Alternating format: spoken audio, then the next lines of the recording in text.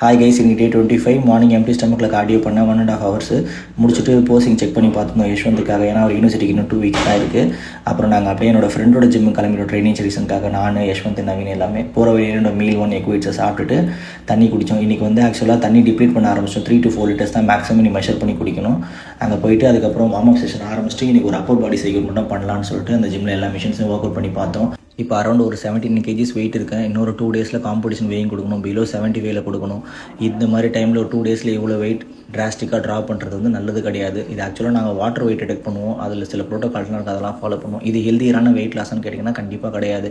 இது நேச்சுரலாக நார்மலாக ஃபேட் லாஸ் பண்ணுற யாரும் இதை மாதிரி ட்ரை பண்ணாதீங்க.